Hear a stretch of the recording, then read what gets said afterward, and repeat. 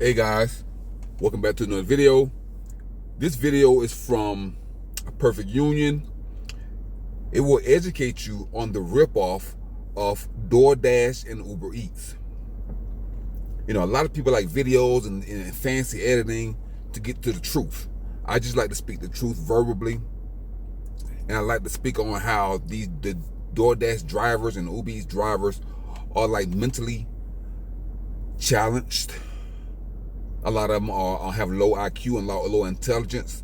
For them to think that this is sustainable, running the streets, to deliver $3 orders, run their car in the ground, run their mind in the ground, run their health in the ground. I don't know why they think that abusing their body and their mind to deliver a $3 cup of coffee is so like freeing. Like I'm free and so flexible, you know. But anyway, that's another video. Let's listen to this guy explain to you why ordering and delivering Uber Eats and DoorDash is so stupid. Let's go. Food delivery feels a lot more luxurious than it used to. Not because the food's gotten any better or the experience or anything really. It's just all gotten a lot more expensive. I put this order together on the delivery app, and it came out to $36 with tip. But I'm a consistent guy. I usually order the same thing when I get Chinese. So I went to my email and looked through some receipts and saw that in 2019, the same exact order was only $19.27, $26 with inflation. We all know that ordering on the app has made things more expensive. But why? Look at all these fees. Service fees. Okay, that makes sense. They're providing service. Delivery. But then what's delivery fee? And this one irks me the most. The New York courier fee, which Uber defines as offsetting new minimum wage laws. Minimum wage laws that the companies that make these apps lobby to kill. It's almost like they're hiding the real reason these costs are so inflated by blaming being forced to give their drivers living wages. The real culprits for making food delivery worse and more expensive are a handful of massive. And that is when it turns into the pile of shit. That is the final stage of enshittification.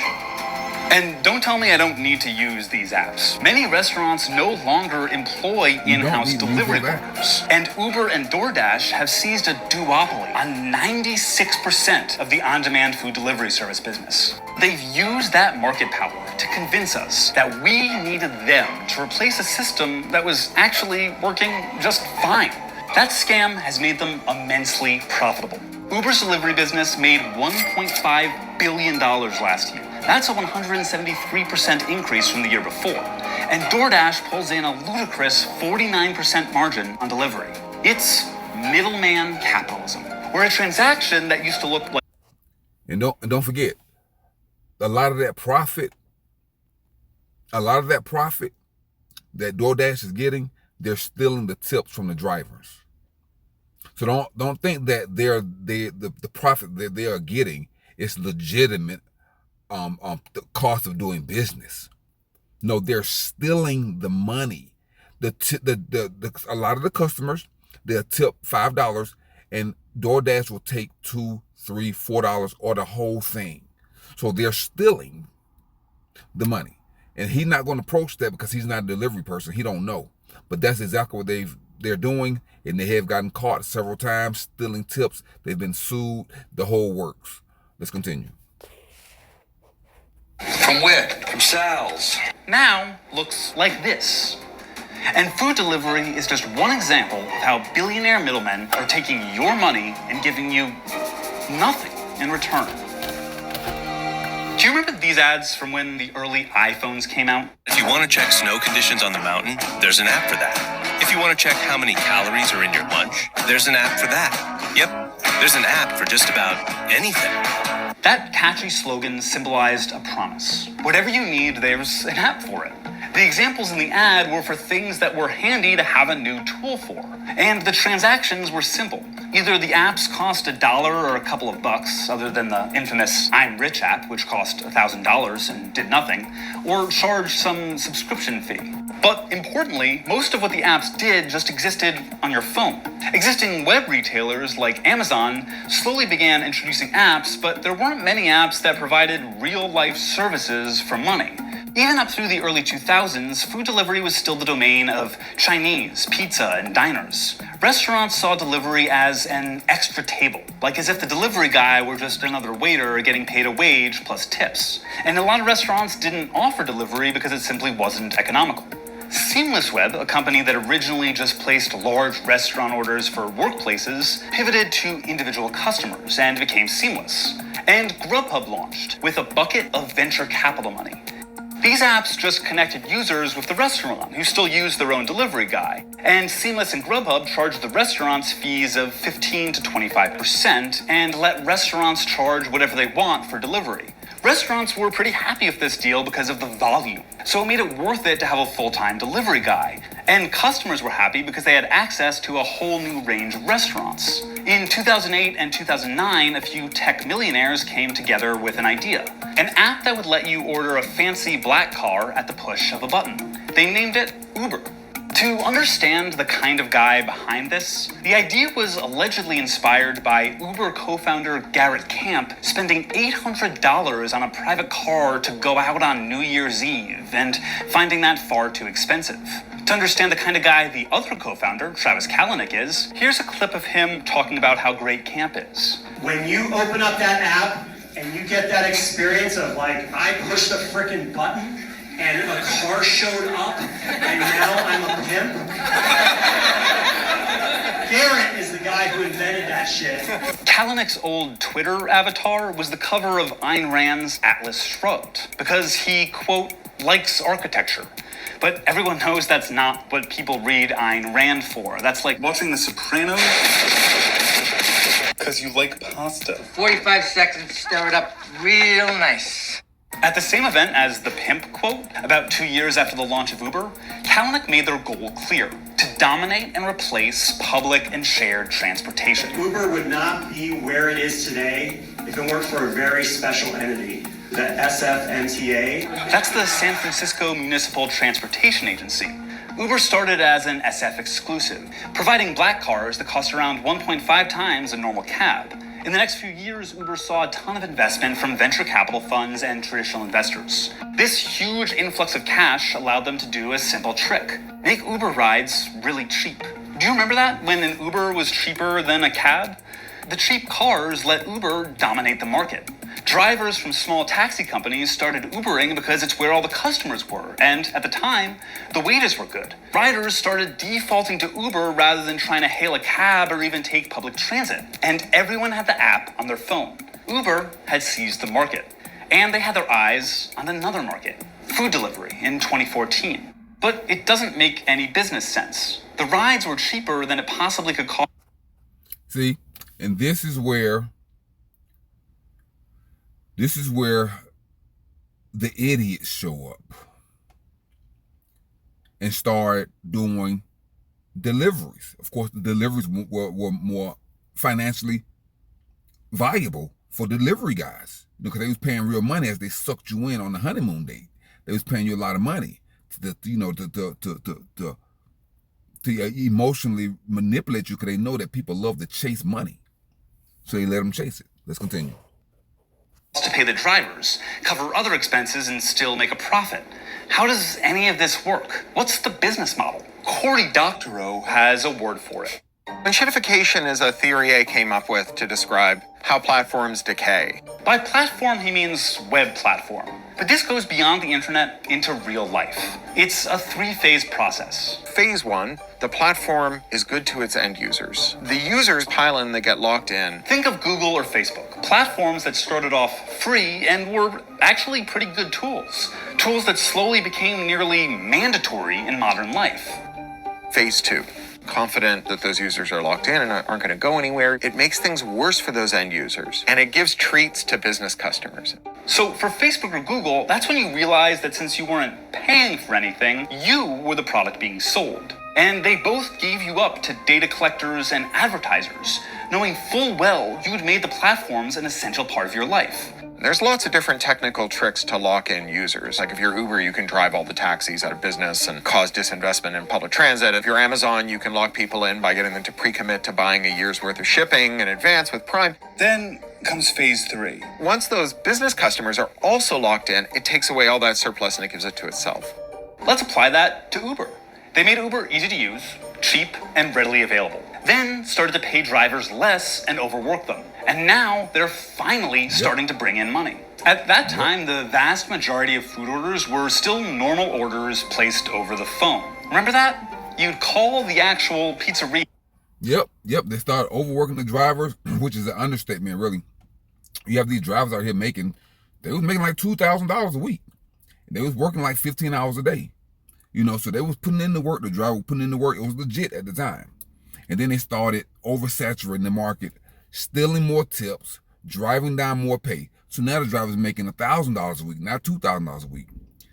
Wearing out their car, the trips start getting dangerous. You start having scammers and cheaters and criminals using Uber to sell drugs, run prostitutes, drop Johns off, drop prostitutes off. All kind of craziness was going on Uber.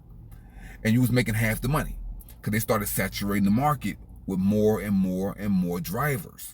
Let's continue.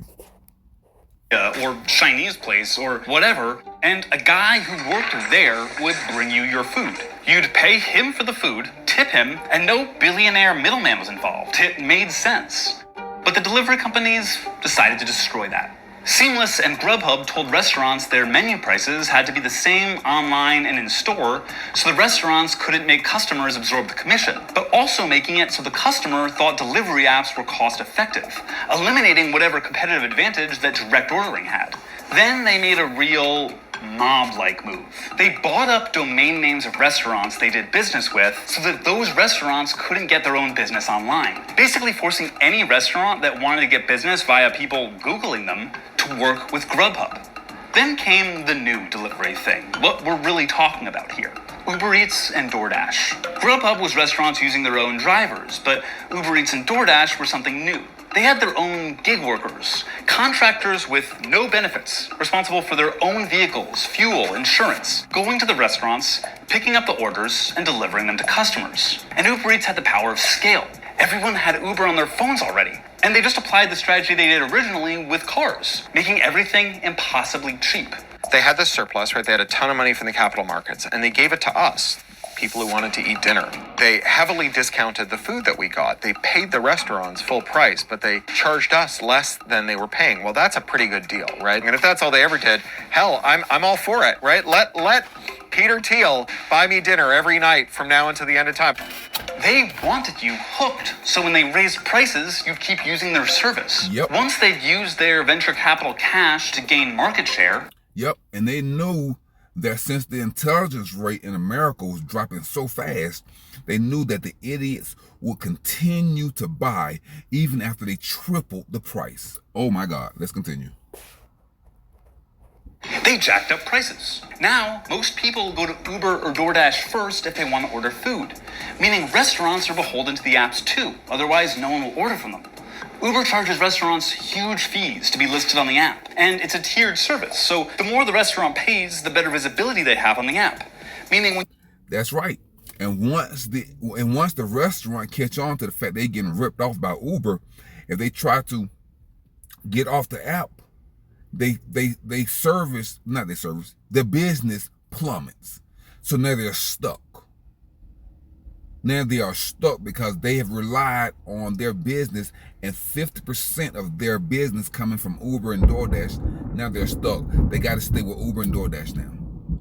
So Uber, DoorDash, they are ripping off everybody. That's why their profits are so high. These apps are making, I lie to you not, you can look this up. These apps are making, what was it? Oh, let me think. Oh man, I gotta look it up. Hold on, guys, let me look it up. Yeah, guys, I think if I remember, my memory serves me correctly, DoorDash, both DoorDash and Uber make about $10 billion a year.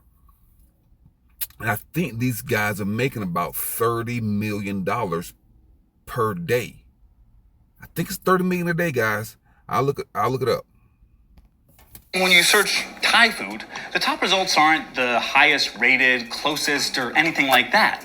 They're who pays the most. And Uber pushes this marketing service on all of the restaurants, meaning if every Thai restaurant buys the same tier, it becomes meaningless. They're all equal no matter how much they pay. The only entity that wins is UberEats. Everybody gets screwed by the platform in the two-sided market. Everybody. And unlike Seamless and Grubhub, menu prices on Uber Eats are often higher in-app than direct from the restaurant because Uber Eats encourages this to restaurants to offset fees. They openly recommend it. Yep. Generally, a middleman, like a distributor, only makes money once. They buy something and sell it to someone else for a profit. Uber Eats makes money off the restaurant and on the exorbitant fees they charge customers. And the driver. I went through my email and found an old Seamless receipt from 2019. And I made the same exact order on Uber Eats, except the restaurant weirdly doesn't have chicken fried rice anymore, so I just got egg fried rice. Pre-chicken, if you will. It came out to 33% more than it did in 2019, and that's accounting for inflation. Then there's this story about a woman in Seattle getting a single coffee delivered for $25. Yeah, there's a lot of absurdity in that sentence, from the price to the very act of getting a single cup of coffee delivered. This especially bothered me because this was in an article alleging that the high fees were entirely due to new laws in Seattle ensuring delivery workers a fair wage. But it makes sense customers would blame the minimum wage. The delivery apps tell you to. Seattle customers, like New York customers, see regulatory fees for operating expenses, often explicitly blaming requirements. You see how the apps manipulate you? They manipulate you and they manipulate the customer into thinking it's the American who's making a living fault. It's his fault. It's not the customer fault. It's not the app fault. It's the employees, the regular people that did not force you to order that cup of coffee. It's their fault that you're paying $25 for a cup of coffee. It's not your fault. It is not your fault at all for paying $25 for a cup of coffee. Let's continue.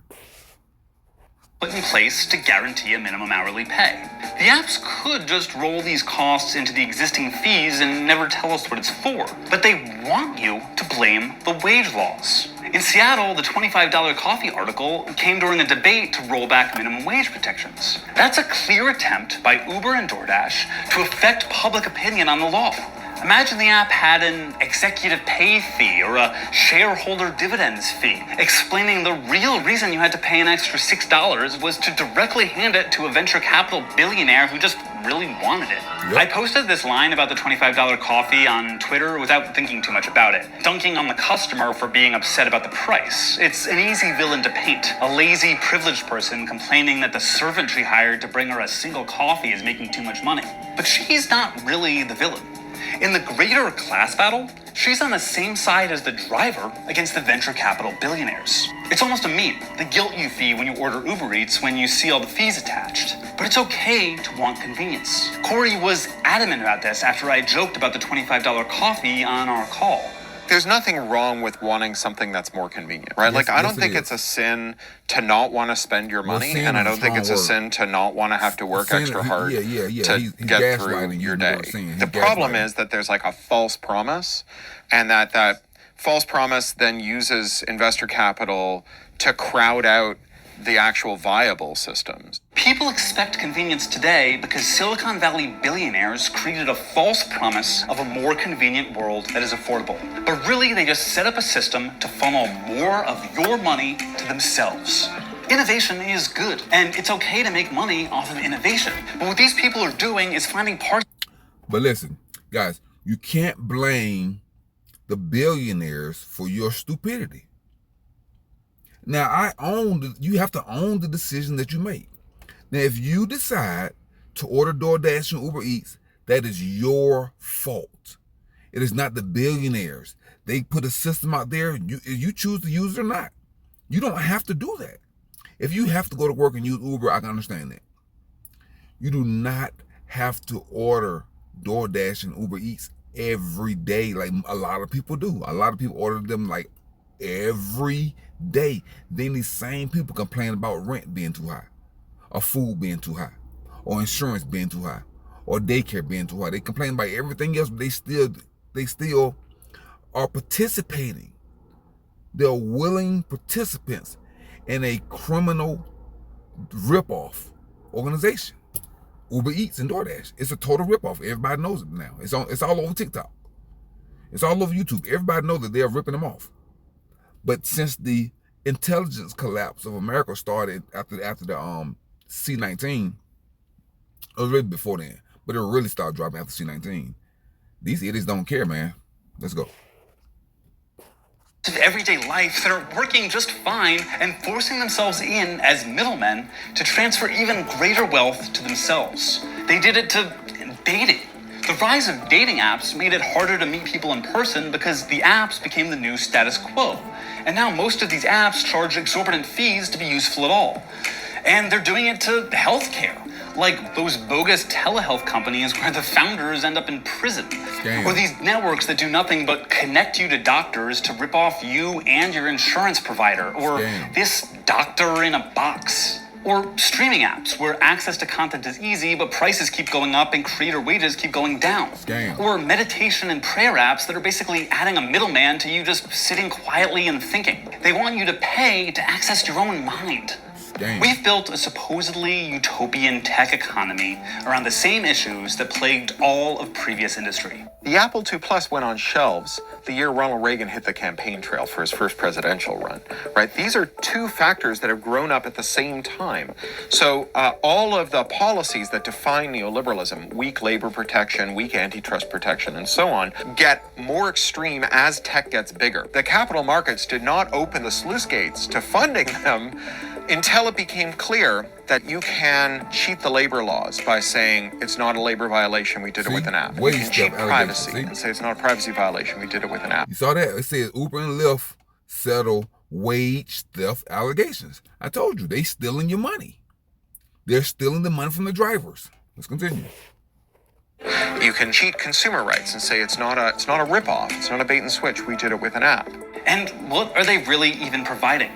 It comes down to two things: supposedly innovative technology and scale. But now that innovation is broadly available, anyone could build a simple app like Uber's or DoorDash's. So it's just about scale. It doesn't have to be this way. Without us, from which the venture capital billionaires derive value, they have nothing. Order directly from restaurants that will let you. Get pickup from the ones that won't. Support worker power movements like Los Deliveristas Unidos, the New York-based collective of delivery drivers working to seize back power from the venture capitalists. Encourage the government to fight app monopolies like Lena Khan's FTC. And don't believe the apps when they try to turn us against each other.